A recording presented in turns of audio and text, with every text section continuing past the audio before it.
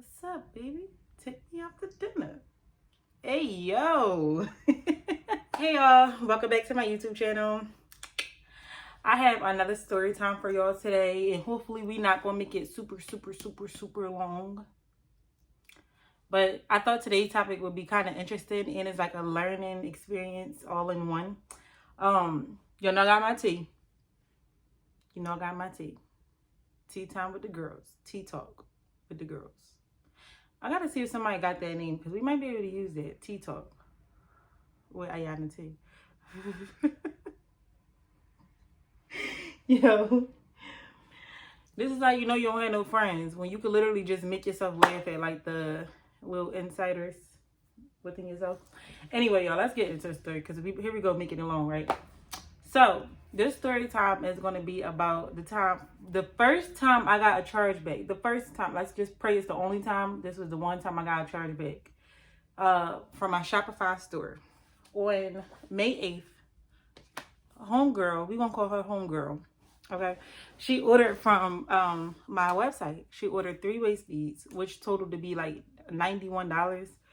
$91.78, okay? And I didn't, it was a regular order. I didn't think anything of it.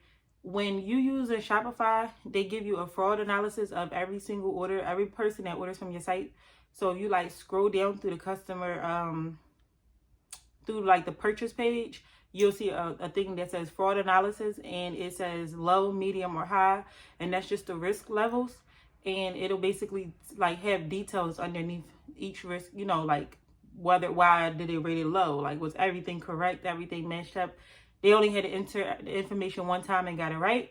If it's medium, maybe they had to enter a few times and it failed. If it's high, then they kept repeating things. They were just putting in all the wrong information. Nothing matches up. Whatever. Okay. Homegirl information was low. Her risk factor was low. If somebody was to ever go on my website and order from me and their risk is high, I'm going to cancel the order and I'm going to refund the money back to them, because if it's high, then it most likely is fraud. It's a very big chance that it's fraud, and I'm not about to send my product somewhere and just for them to pull the money back out my account. We're not doing it. So to avoid chargebacks, you have to really not be greedy. It is about greed to a certain extent, but then it's also about being just understanding like all money is not good money, right? And if you don't know what a chargeback is basically when somebody purchased from your website and then they'll dispute it with their bank. They'll dispute their charge with their bank, and then their bank will pull the money from your account. Okay, that's a chargeback. I'm talking specifically for Shopify only. Like, I don't know about any other platform. So when you hear me saying stuff, if you're not using Shopify.com, I don't know if it works for anything else. So on June, I got a response from her bank on June. Let me see the exact date. So she ordered May 8th. Her product was delivered to her on May 12th.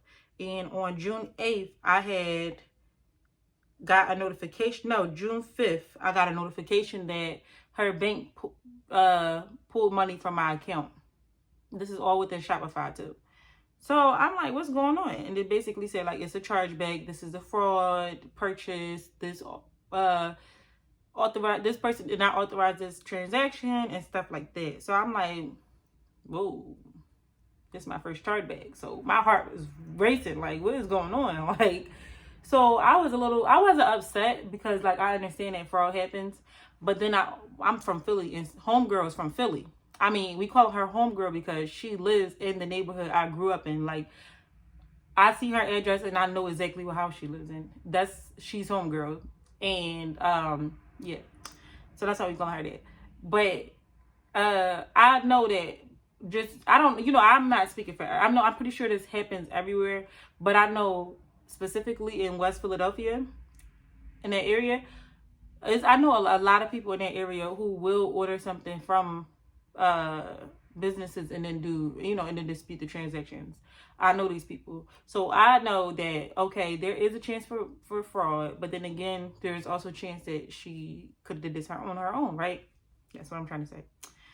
So the red flag for me was she ordered on May 8th and got the product May 12th how did it take this long for you to do a chargeback? Like, why did it take that long for you to dispute the transaction? That didn't make sense to me. So that was the first red flag.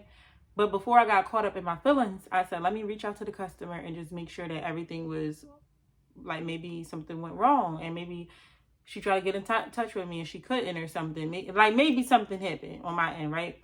So I emailed her, no response. I called her, no response. And so I'm like, all right, well, she leaves me no choice but to go ahead and dispute the chargeback because you're not responding to anything. And I get if it's fraud, then why would she respond? And they supposed to use fake email addresses and stuff, right? When you use a fake email address, it tells you that it's a fake email address. Y'all, you get what I'm saying? Like, y'all, I really be talking to y'all like y'all right here. That's hot. We gonna wait. But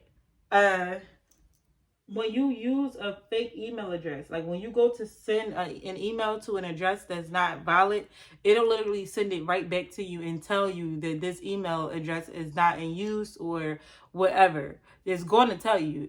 So I know that email address delivered. I mean, the email I sent, it delivered. So this is not a fake email address. It could be made up and maybe it just by luck had worked. But hey, we don't know that, right? And this is my money. So like, we ain't playing with it. So I sent in my dispute to the bank. And the way that I fought my case was I went through everything because Shopify is so thorough with an order and a person, like it tracks a person's every touch on your website. So you could literally see what a person is doing on your website. So I had went and I started tracking everything. I went to her page, her purchase profile, and I'm like, all right, I'm looking, I'm like, her fraud analysis is low. She did 4 sessions in over 2-day period. This was her first order. She came from Instagram, and she did from May 6th to May 8th. She did she came on my site 2 times. 2 times. So you can literally see all of this. I'm gonna try to block her thing out, but you can see all of it. Like, you can literally see everything that she did, and where she came from and stuff like that. So I know that you're on Instagram. If somebody is doing fraud on your account, because this is the stuff that's going through my head. I'm like, if somebody doing fraud on your card, then most likely they already know where they want to come from. Like, they already know the site or whatever. Is it possible the person know my Instagram and just clicked on it like, I'm going to use her card to order? Yes, it is. I'm not saying it's not. But that's not my responsibility. It's not. But most likely, like, you came from Instagram, so you follow me. And yeah. So I seen that, right? Then I start going down. I'm like, okay, her CVV number is correct. The payment was made with 1 credit card. There was 1 payment attempt. If this is fraud, how are they guessing your billing address correct? Like, unless they personally know you. So the location of her IP address that's used to place this order was in Philadelphia, Pennsylvania, which was in the same city, in the same state that she was located. And the billing country matches the country from where the order was placed. Everything matches. The shipping address is within 1 mile from the location of the IP address, which most likely is not, the IP address is probably not 100% accurate, being as though, I guess like it pings. But if it's within 1 mile, that's like a block or so. That's literally like right there in your area. Like, we not doing that. You could have been at your friend's house, ordered something to your house. We not doing that. So it even has her IP address on here. So I could literally go into way more. Y'all, it gets deep. Like, you can literally see, like, okay, this person created fraud. Like, you could see what's going on. I see if I seen, the IP address ping from, let's just say, like, Atlanta, and you in Philly, but it's delivered, like, that'll be weird, but it's not. So I just seen all of this stuff, right? So my whole thing was, I said, well, I'm going to read what I said to her bank. This is what I told her bank. My whole thing was, I came with screenshots. Like, if you want to win a case, listen to this video, because I'm telling you, somebody do a chargeback. This is how you win. I went right to the bank because we ain't doing it. And yes, you could dispute it directly through Shopify. I didn't have to get on the phone with nobody. It did take months. It definitely took time and patience, but I handled it. So I said this screenshot of homegirl's activity on our site shows that she found me on Instagram and also had 4 sessions on the site over a 2-day period. The fraud analysis is low and says all her information was entered correctly. Usually, if the customer gets their billing address wrong or enter the CVV incorrect, it will flag the customer as a fraud risk. If this was fraud, how did the customer get all the information correct?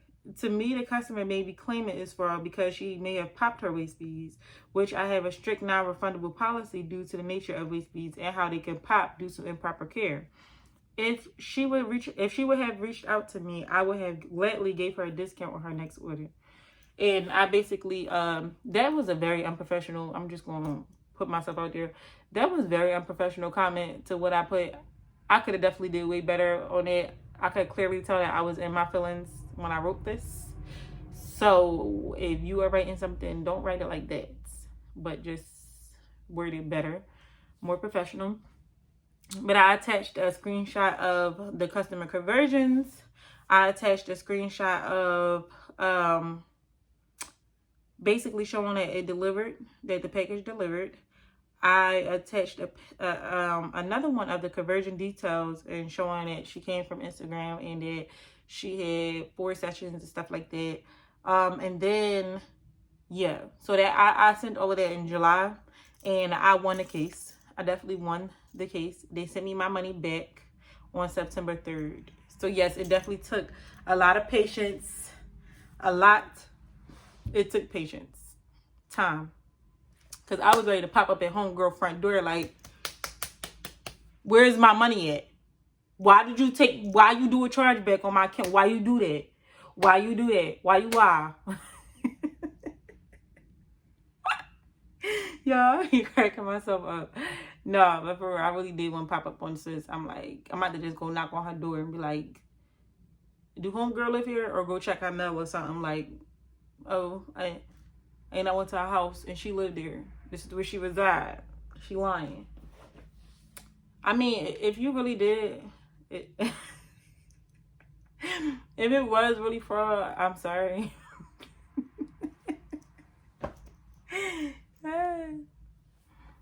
I just had to protect myself, protect my legacy. Like, no, because people really be doing it. Like, I don't like that. You know how many people will go on your site, buy something, and then do a chargeback? And I don't know why I didn't mention. No, I did mention, because I sent the email before that. That's why I took that long. That was the second one that I sent that made me win the case. But I did tell her, because I was like, well, why did it take a whole month for her to file a claim to dispute that transaction? Why did it take an entire month? Like, that's the part that just didn't make sense to me. Because if you steal money off my card, we're not talking about $5, $2. We're talking about $100. Somebody take off of your card, you're going to notice that. Unless you just big balling like that and $100 is like $1 to you and you just don't even notice that $91 is missing out your account, then why you do a chargeback? But no, like, we ain't doing it. So that was my little story time. I don't really think it was a story. I don't know. But that was my story time, y'all. Hopefully, y'all can pick up some tips from this video and get, like, listen, if somebody do a chargeback on your business, do not just lay down and let them take that money. That's what I wanted to say. This is why I work specifically through Shopify only. Like, no, sometimes, I'm not gonna lie, sometimes if it's like a low risk thing or whatever, I might do like a little side cash app real quick. But it gotta be something that's like probably on hand or just something that's different other than my business. Like, but all my business stuff is all through Shopify. It's through Shopify. No, you cannot cash at me. No, you cannot do none of that, because if they hit you with a chargeback through all them other apps, I don't know how that's going to go. But that's why you want to make sure that you have a platform for your business, because this is very important.